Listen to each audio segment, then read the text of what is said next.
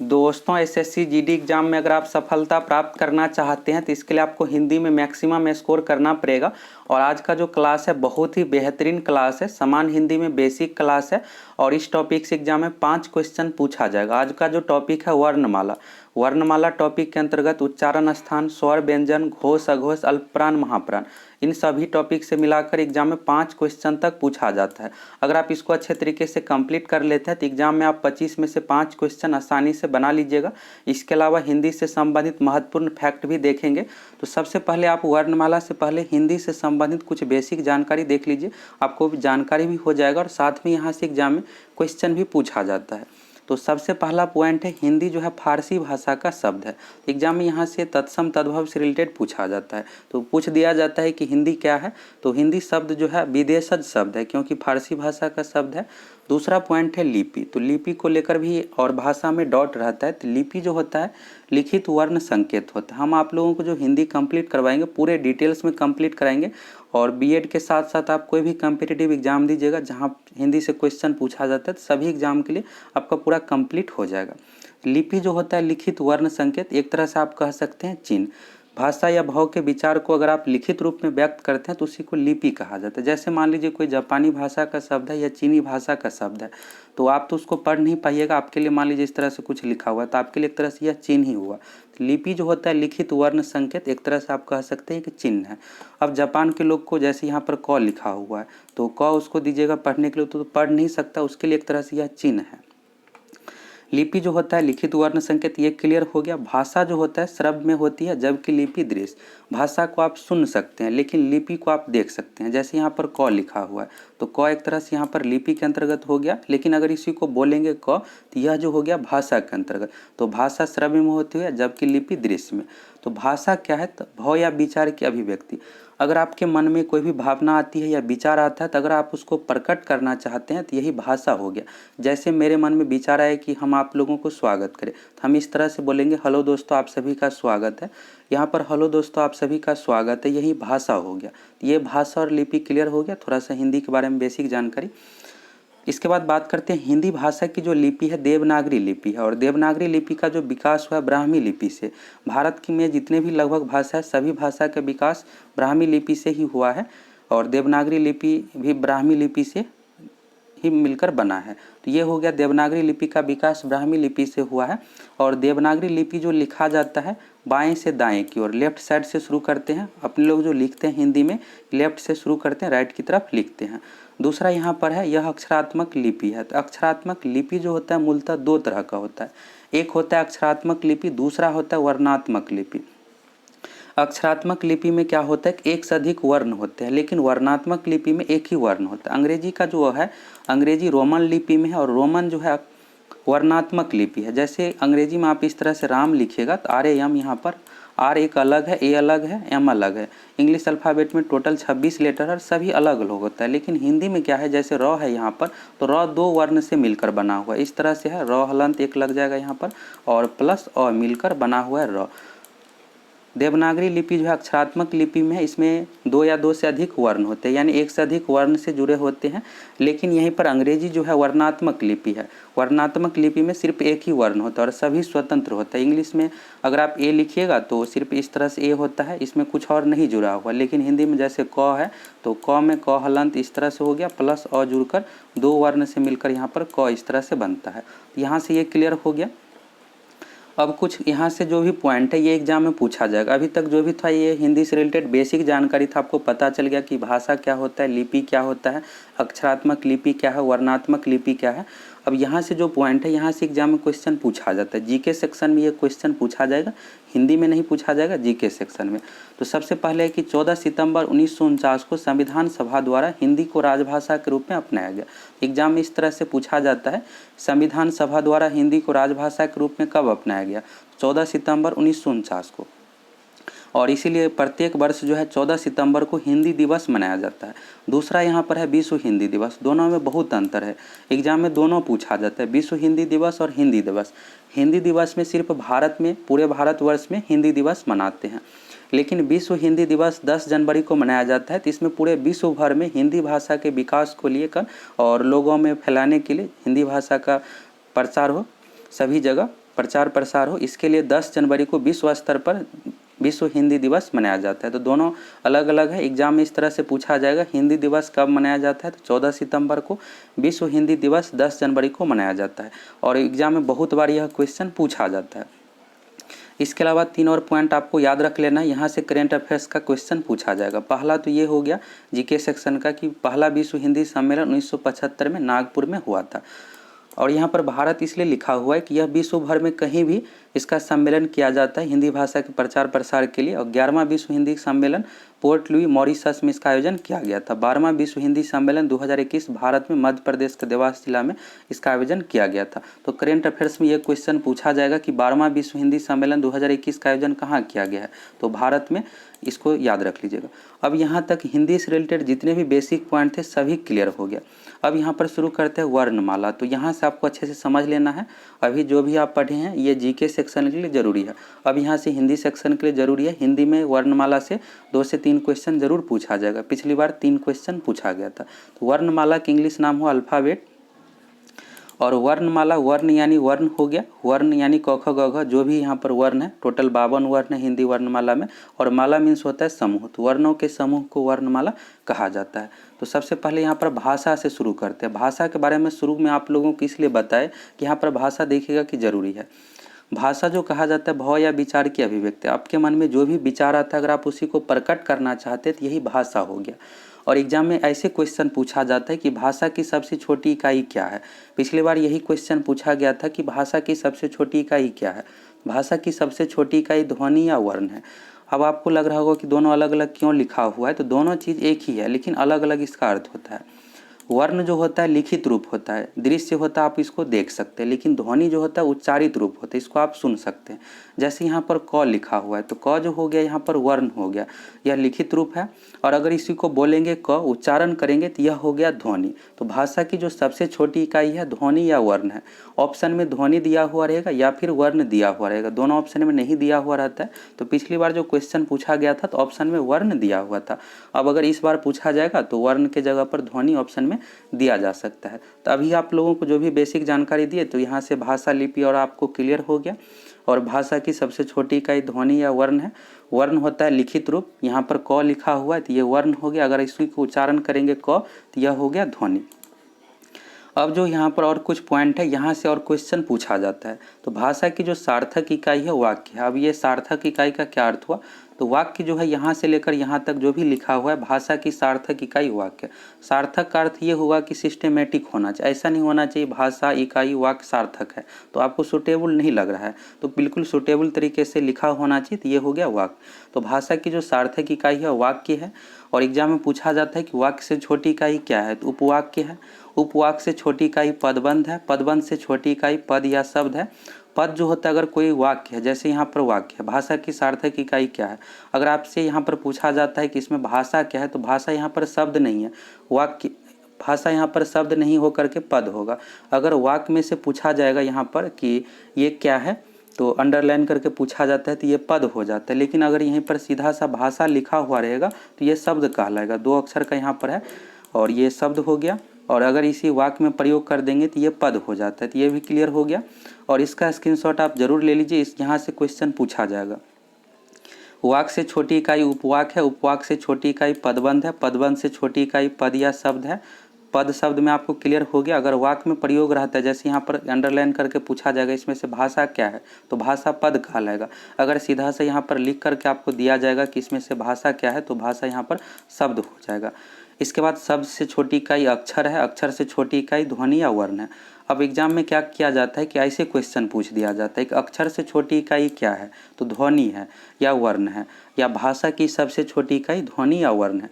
अब क्वेश्चन इस तरह से पूछ दिया जाता है कि इनमें से किसे खंडित नहीं किया जा सकता है, तो ध्वनि या वर्ण को खंडित नहीं किया जा सकता क्योंकि यह भाषा का सबसे छोटा पार्ट हो गया, इसे खंडित नहीं कर सकते हैं। तो जितने टाइप के क्वेश्चन पूछे जाएंगे सभी आप लोगों को क्लियर कर दिए।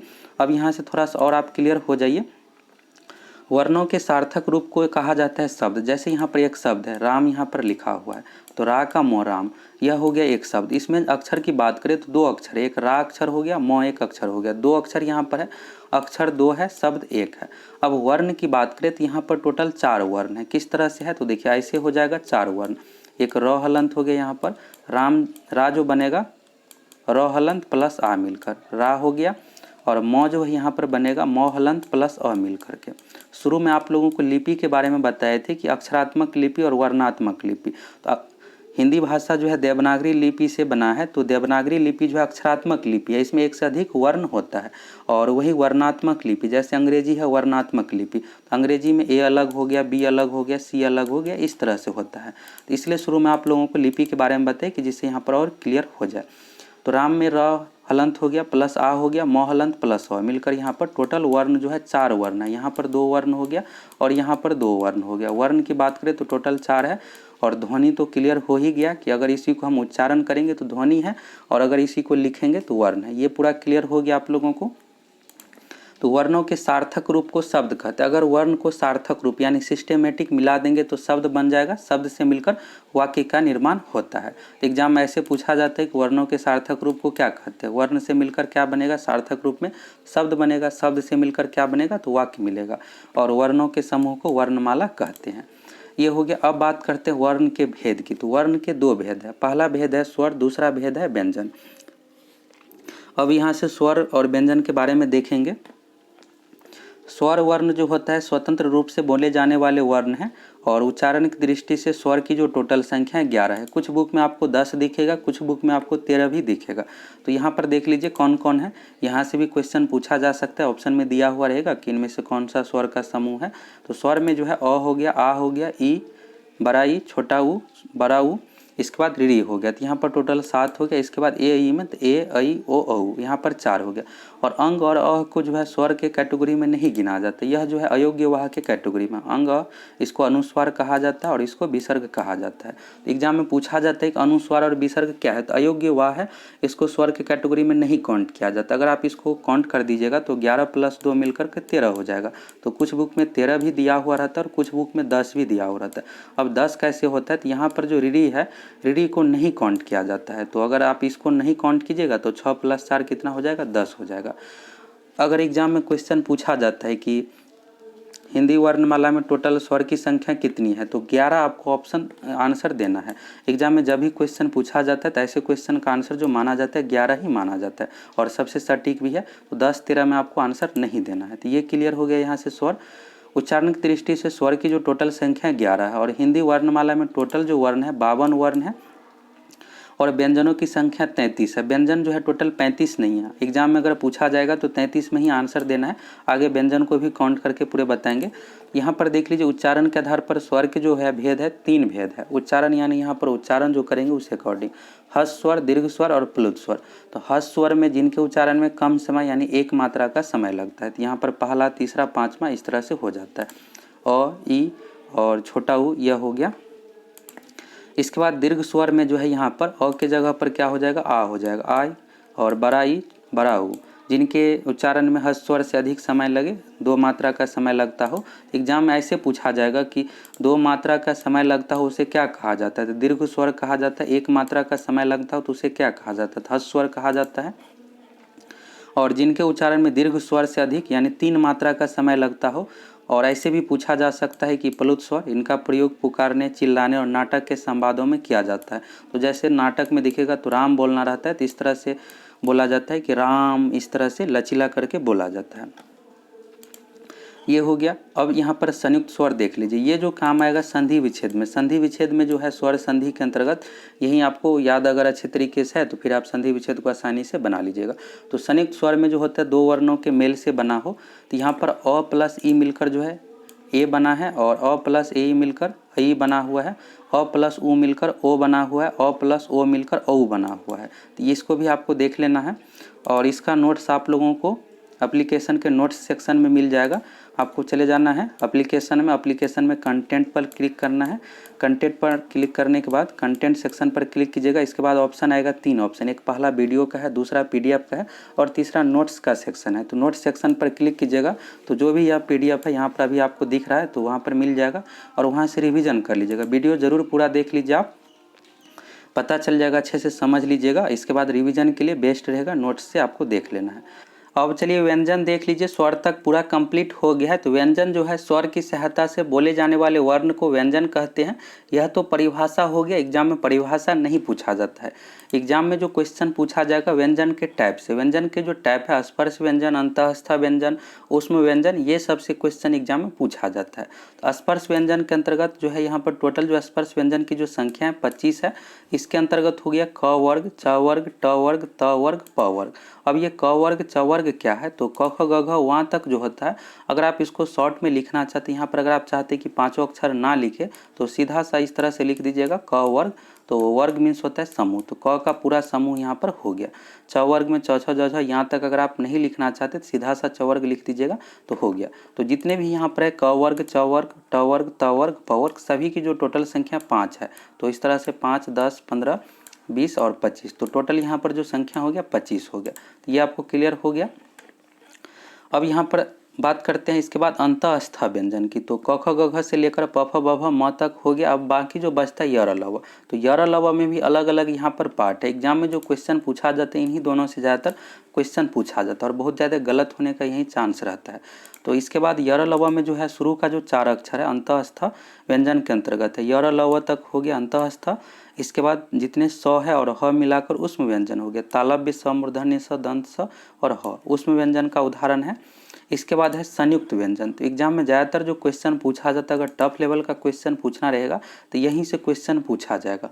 तो अगर आप बीएड के अलावा कोई भी कम्पिटिटिव एग्जाम दीजिएगा तो वहाँ भी आपको ये काम आएगा। तो संयुक्त व्यंजन की जो टोटल संख्या है 4 है, अक्षर, त्र, ज्ञ और सर हो गया। तो अब एग्जाम में जो क्वेश्चन पूछा जाता है, क्वेश्चन ऐसे पूछा जाएगा कि अक्षर किन वर्णों से मिलकर बना हुआ है। तो अक्षर जो मिलकर बना हुआ है क, यहाँ पर हलंत भी लगा हुआ, ये चीज़ भी आपको ध्यान रखना, प्लस मूर्धन्य स। एग्जाम में ऐसे भी एक ऑप्शन दिया हुआ रहता है कि क सीधा सा दिया हुआ रहेगा और मूर्धन्य स दिया हुआ रहेगा। एक ऑप्शन में क प्लस तालव्य स भी दिया हुआ रहता है। तो अच्छे से यहाँ पर देख लेना है, यहाँ पर मूर्धन्य स और यहाँ पर तालव्य स है सर में। तो क हलंत होना चाहिए, यहाँ पर हलंत लगा हुआ है, ये हलंत भी आपको ध्यान रखना है। तक्षा में क हलंत प्लस मूर्धन्य स हो गया, त्र में त हलंत प्लस र हो गया, ज्ञा में ज हलंत प्लस या हो गया और सर में तालव्य स प्लस र हो गया, सर। इस तरह से हो गया। अब चलिए यहाँ पर व्यंजन को टोटल काउंट कर लीजिए। इससे पहले यहाँ पर ये देख लीजिए नए गृहीत व्यंजन जो है यहाँ पर ड ढ है, इसको द्विगुण व्यंजन कहा जाता है। इसका जो उच्चारण होता है ड के तरह भी और र के तरह भी, जैसे सड़क में प्रयोग करना है तो ये र हो जाता है। तो इस तरह से इसे द्विगुण व्यंजन कहा गया। ये जो है संस्कृत में नहीं था, संस्कृत में जो था इस तरह से ड, ट ड ढ में जो है ड हो गया और ढ इस तरह से सिंपल सा। यहाँ पर जो नीचे में डॉट है ये डॉट नहीं था, तो इसे जो है नए गृहीत व्यंजन के कैटेगरी में रखा गया, द्विगुण व्यंजन हो गया। और हिंदी के विकसित व्यंजन, एग्जाम में ऐसे भी क्वेश्चन पूछ लिया जाता है कि इनमें से कौन सा हिंदी के विकसित व्यंजन है, तो ये दोनों हो गया। अब चलिए व्यंजन की टोटल संख्या को काउंट कर लीजिए। तो यहाँ पर आप स्पर्श व्यंजन में टोटल संख्या देख लिए कि 25 है, तो इसके बाद 25 हो गया और बाकी यहाँ पर अंतःस्थ में 4 हो गया, तो 25 4 29 हो गया प्लस 4, तो सबको जोड़ दीजिएगा यहाँ पर। तो 25 4 29 और प्लस 4 33 हो गया। तो 35 नहीं है, 33 है। यहाँ से आपको क्लियर हो गया व्यंजन की टोटल संख्या कितनी है, 33 है। अब आपके मन में ये डाउट होगा कि अक्षर, त्र, ज्ञ, स्वर को क्यों नहीं काउंट किए। तो ये जो है संयुक्त व्यंजन है, इसे सीधा व्यंजन आप नहीं कह सकते क्योंकि यह दो व्यंजन से मिलकर बना हुआ। यहाँ पर देखिएगा क एक अलग है, मूर्धन्य स अलग है, त एक अलग है, र एक अलग है, ज एक अलग है, यहाँ पर यहाँ अलग है, स अलग है, र अलग है। तो दो व्यंजनों से मिलकर बना हुआ है, तो इसलिए इसको हम काउंट नहीं करेंगे, हम सिर्फ 33 तक काउंट करेंगे। तो अक्षर, त्र, ज्ञ और सर को संयुक्त व्यंजन के कैटेगरी में रखा गया है। बाकी यहाँ पर अंतःस्थ में यर लव हो गया, उसमें व्यंजन में तालव्य स, मूर्धन्य स, दंत स, ह हो गया। तो यहाँ से आपको व्यंजन भी अच्छे तरीके से क्लियर हो गया।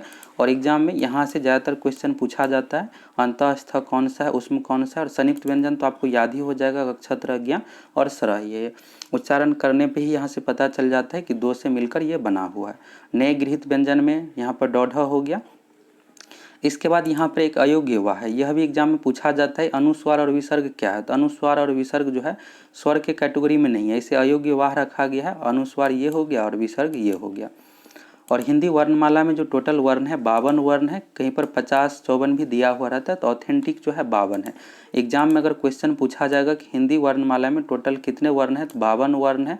स्वर की संख्या कितनी है, तो 11 है। व्यंजन की संख्या कितनी है, 33 है।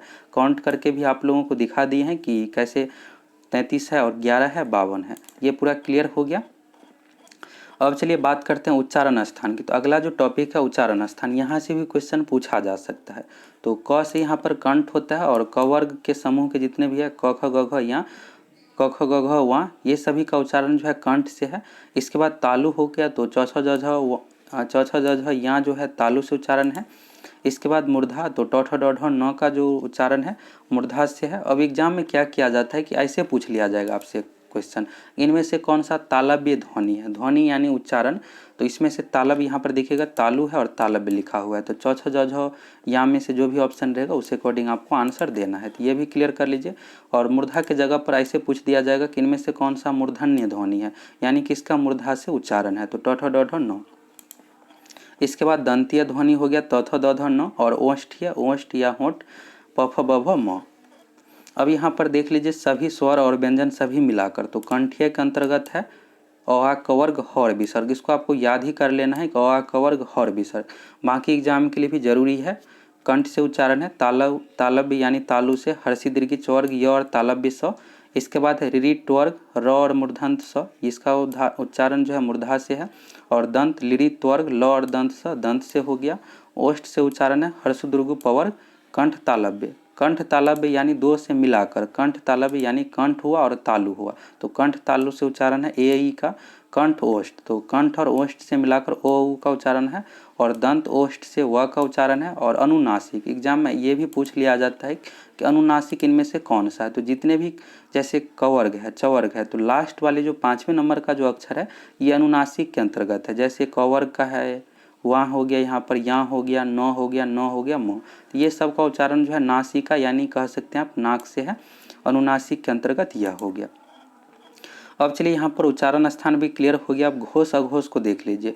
जनरल कंपटीशन एग्जाम में ज़्यादातर क्वेश्चन घोष अघोष से पूछा जाता है। तो घोष अघोष में बस आपको 3 चीज़ याद रखना है, फिर बना लीजिएगा। यहाँ पर है घोष और सघोष। तो घोष और सघोष दोनों जो है एक ही चीज़ है।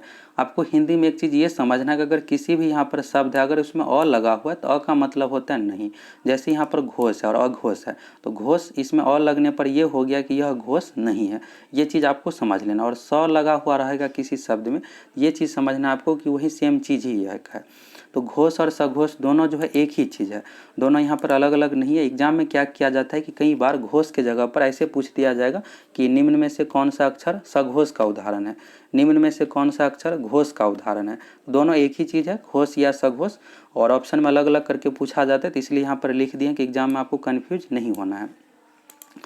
चलिए घोष और सघोष के अंतर्गत जो है सभी स्वर यानी टोटल जो स्वर है 11 है। अ आ ए ई के अंतर्गत जो भी है सभी स्वर जो है यहाँ पर हो गया घोष के अंतर्गत। व्यंजन में तो यहाँ पर तीसरा चौथा पांचवा, इसको आप समझ लीजिए। व्यंजन में जैसे यहाँ पर देखिएगा आप कि क ख ग घ वहाँ है, तो क ख ग घ वहाँ में तीसरे चौथे पांचवें नंबर का जो अक्षर है यहाँ पर व्यंजन में घोष का उदाहरण होगा। जैसे यहाँ पर क वर्ग समूह है, क वर्ग समूह में तीसरे चौथे पांचवें नंबर की बात करें तो ग से शुरू होगा, ग होगा, इसके बाद घ होगा, इसके बाद वहाँ होगा। तो इस तरह से हो गया।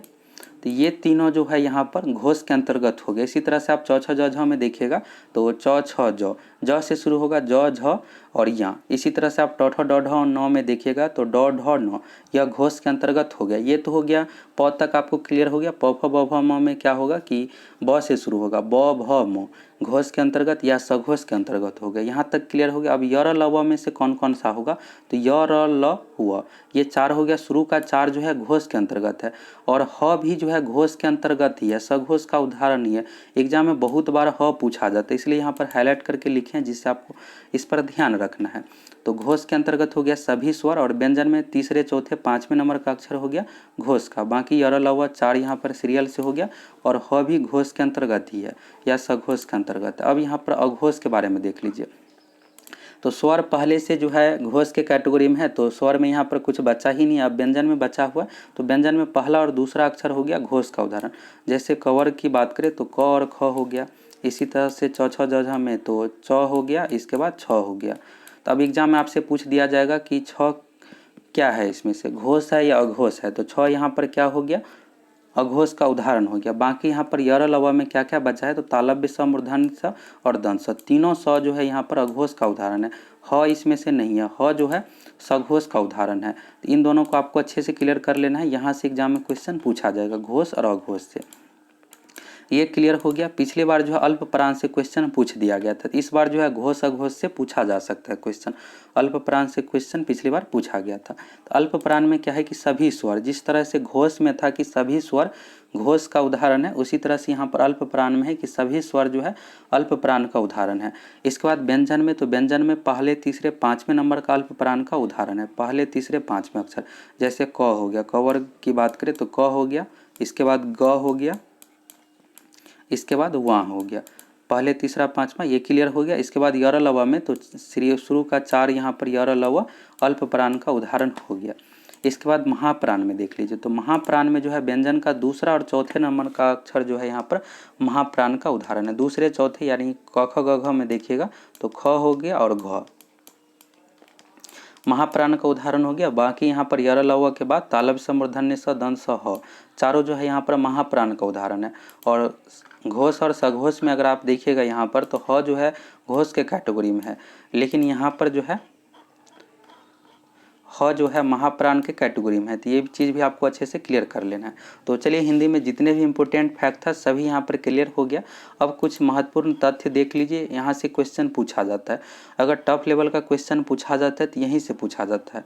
आप बीएड एग्ज़ाम पास कीजिएगा, एंट्रेंस, इसके बाद बीएड का कोर्स करने के बाद आप सीटेट का जब एग्ज़ाम दीजिएगा तो सीटेट एग्ज़ाम में टफ लेवल का हिंदी का क्वेश्चन पूछा जाता है। तो इन्हीं सब से क्वेश्चन पूछा जाता है। तो जैसे पूछ दिया जाता है उत्क्षिप्त इसमें से कौन सा है, तो ड ढ ये दोनों जो है नए गृहीत व्यंजन है, संस्कृत में नहीं था, तो इसे जो रखा गया उत्क्षिप्त के कैटेगरी में। तो एग्जाम में पूछा जाएगा कि इनमें से कौन सा उत्क्षिप्त है, तो यहाँ पर ड ढ हो गया उत्क्षिप्त।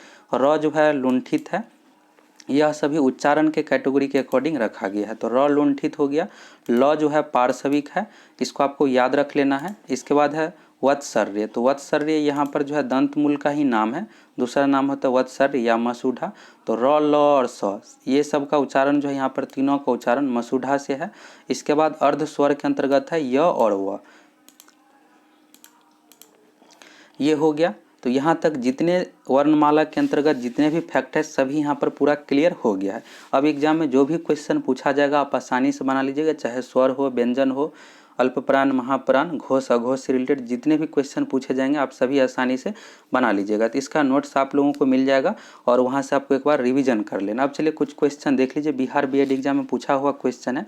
पहला क्वेश्चन इनमें से महाप्राण ध्वनि है, आपको बताना है कि क्या होगा। तो 22 सितंबर 2020 को पूछा गया था। तो इसमें से महाप्राण जो ध्वनि है, महाप्राण में क्या होता है कि दूसरे और चौथे नंबर का व्यंजन होता है महाप्राण ध्वनि। तो यहाँ पर देख लीजिए, क जो है पहले नंबर का है, ख दूसरे नंबर का है, ग तीसरे नंबर का है, प फ ब भ में प फ ब तीसरे नंबर का हो गया। तो दूसरा चौथा कौन है, तो ख है, ख इसका आंसर हो गया। इसके बाद इनमें से मूर्धन्य व्यंजन कौन सा है। अब देखिए एग्जाम ऐसे ही क्वेश्चन पूछा जाता है, उच्चारण स्थान से रिलेटेड पूछा गया था क्वेश्चन। तो मूर्धन्य व्यंजन यानी जिसका उच्चारण मूर्धा से हो, तो क ख ग घ वा। कवर्ग का उच्चारण कंठ से है, हर्षि दीर्घ चवर्ग का उच्चारण है यहाँ पर तालु से। इसके बाद देखिएगा टवर्ग का उच्चारण जो है मूर्धा से है, तो यहाँ पर ट ठ ड ढ न में टवर्ग है, टवर्ग के अंतर्गत हो गया ट ठ ड ढ न, तो ये टवर्ग के अंतर्गत आ गया। तो ड और ढ इसका सही आंसर हो जाएगा, मूर्धा से इसका उच्चारण है। चलिए अब आगे का क्वेश्चन देख लीजिए। अगला है भाषा की सबसे छोटी इकाई क्या है। तो 3 क्वेश्चन पूछा गया था। तो भाषा की जो सबसे छोटी इकाई है ध्वनि या वर्ण, दोनों में से कोई एक ही ऑप्शन दिया हुआ रहता है। वर्ण जो होता है लिखित रूप, जैसे यहाँ पर क लिख रहे हैं तो ये हो गया वर्ण, अगर इसी को उच्चारण करेंगे क तो ये हो गया यहाँ पर ध्वनि। तो ये हो गया भाषा की सबसे छोटी इकाई क्या है, तो वर्ण है। वर्ण से मिलकर अक्षर बनता है, अक्षर से मिलकर शब्द और शब्द से मिलकर वाक्य का निर्माण होता है। और भाषा की जो सार्थक इकाई है वाक्य है। अगला है कंठ से निकलने वाली ध्वनि है, यानी कंठ से उच्चारण इसमें से किसका है, तो कवर्ग का जो उच्चारण होता है कंठ से, क ख ग घ हो जाएगा कवर्ग। इसके बाद है हिंदी भाषा में व्यंजनों की कुल संख्या है। हिंदी भाषा में व्यंजनों की जो टोटल संख्या 33 है, और कितना है कैसे है इसके बारे में आप लोगों को बता ही दिए हैं। और स्वर की संख्या टोटल 11 है, और हिंदी वर्णमाला में टोटल कुल वर्णों की संख्या टोटल 52 है। इसके बाद है त का उच्चारण होता है, तो त जो है तवर्ग के कैटेगरी में है। तवर्ग का जो उच्चारण है दंत से है, दांत से है, तो इसका सही आंसर हो जाएगा दंत। और पवर्ग का उच्चारण है ओठ से, पवर्ग का उच्चारण है ओष्ठ से और तवर्ग का है दांत से। इसके बाद अगला देख लीजिए, अ ई उ को क्या कहा जाता है। जिस यहाँ पर स्वर के उच्चारण में एक मात्रा उसे कहा जाता है हस् स्वर। दीर्घ स्वर में होता है 2 मात्रा, प्लुत स्वर में 3 मात्रा, यहाँ अधिक समय लगता हो, तो इसका सही आंसर हो जाएगा हस् स्वर। और दीर्घ स्वर का उदाहरण है आ है, जैसे आ हो गया और बड़ा ऊ हो गया, इस तरह से। इसके बाद है पवर्ग का उच्चारण स्थान कहाँ है, तो पवर्ग का उच्चारण स्थान जो ओष्ठ है, सही आंसर हो जाएगा ओष्ठ। अगला क्वेश्चन है, कोई शब्द जब तक किसी वाक्य का अंश नहीं बन जाता तब तक शब्द रहता है, जब उस वाक्य में प्रयुक्त हो जाता है तो उसे क्या कहते हैं। शुरू में आप लोगों को बताए थे जब इस तरह से आया था कि भाषा की सबसे छोटी इकाई क्या है, वाक्य। भाषा की सार्थक इकाई वाक्य है, वाक्य से छोटी इकाई उपवाक्य। तो वहाँ पर आप लोगों को बताए थे शब्द और पद के बारे में। इसका सही आंसर जो हो जाएगा पद हो जाएगा। पद क्या होता है, यहाँ पर पूछा जा रहा है कोई शब्द जब तक किसी वाक्य का अंश नहीं बन जाता तब तक शब्द रहता है और उस वाक्य में प्रयुक्त हो जाता तो उसे क्या कहते हैं। जैसे यहाँ पर मान लीजिए यहाँ से यहाँ तक कोई है, जब उस वाक्य में प्रयुक्त हो जाता है तो उसे क्या कहते हैं। यहाँ से लेकर यहाँ तक एक कोई वाक्य है। अब अगर आपसे पूछा जाएगा कि यहाँ पर प्रयुक्त क्या है, तो अगर वाक्य में से पूछा जाएगा प्रयुक्त, तो प्रयुक्त यहाँ पर पद हो जाएगा। अगर यहाँ पर सीधा सा लिख कर पूछा जाएगा कि प्रयुक्त क्या है, तब यहाँ पर शब्द होता है। तो शुरू में आप लोगों को बताए थे, तो पद इसका आंसर हो जाएगा। अगला क्वेश्चन है, भाषा की सबसे छोटी इकाई है, तो भाषा की जो सबसे छोटी इकाई है ध्वनि या वर्ण है, इसका सही आंसर हो जाएगा वर्ण। अगला क्वेश्चन है, हिंदी में मूलतः वर्णों की संख्या है, तो ऑप्शन इसी तरह से 52, 53, 54, 50 दिया हुआ रहता है। तो हिंदी में मूलतः वर्णों की जो टोटल संख्या है 52 है, स्वर की संख्या 11, व्यंजन की संख्या टोटल 33। अगला क्वेश्चन है, यर लवक किस वर्ग के व्यंजन है। व्यंजन के कैटेगरी में आप लोगों को बताए थे कि व्यंजन से क्वेश्चन पूछा जाता है। तो जैसे स्पर्श व्यंजन में हो गया कवर्ग, चवर्ग, टवर्ग, तवर्ग, पवर्ग। इसके बाद यर लव में बताए थे कि शुरू में जो यर लव है यह जो है अंतःस्थ के कैटेगरी में है, और इसके बाद वह के बाद तालव्य स, मूर्धन्य स, दंत स, ह, स जितने भी है यहाँ पर उसमें के अंतर्गत है। और संयुक्त व्यंजन में हो गया अक्षत्र, ज्ञ, स्र। तो अंतःस्थ इसका सही आंसर हो जाएगा। अयोग्य वाह में अनुस्वार और विसर्ग अयोग्य वाह का उदाहरण है।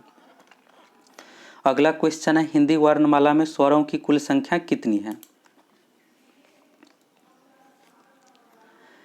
हिंदी वर्णमाला में स्वरों की जो टोटल संख्या है 11 है, इसका सही आंसर हो जाएगा। अगला क्वेश्चन है, निम्न में से अल्प प्राण वर्ण कौन से हैं। तो अल्प प्राण को देख लीजिए। अल्प प्राण जो होता है पहला, तीसरा और पांचवा। पहला, तीसरा, पांचवा अल्प प्राण का उदाहरण हो गया। महाप्राण का उदाहरण होता है दूसरे और चौथे वर्ण। तो यहाँ पर देख लीजिए च, छ, ज, झ में दिया हुआ है, तो छ जो है दूसरे नंबर का है और झ चौथे नंबर का है, तो ये बिल्कुल नहीं होगा। क, ख, ग, घ में देखिएगा तो क पहले नंबर का, ग तीसरे नंबर का है, तो यही इसका आंसर हो जाएगा। इसके बाद थ, द, ध में देखिएगा दूसरा चौथा है, और प, फ, ब, भ में भी यहाँ पर दूसरा और चौथा दिया हुआ है। इस तरह से पहला और तीसरा क और ग इसका आंसर हो जाएगा। अल्प प्राण जो है पहले, तीसरे, पांचवें नंबर का जो है व्यंजन अल्प प्राण का उदाहरण है। अगला क्वेश्चन है, निम्न में से कौन सा घोष वर्ण है। इसमें से घोष आपको बताना है। घोष और सघोष को अच्छे से आपको कंप्लीट कर लेना है।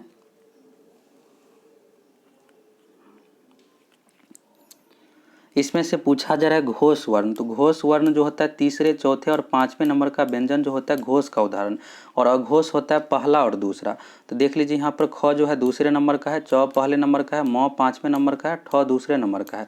तो यहाँ से क्लियर हो गया आपको कि कौन सा होगा। इसमें से घोष का पूछा जा रहा है कि इसमें से घोष वर्ण कौन सा है।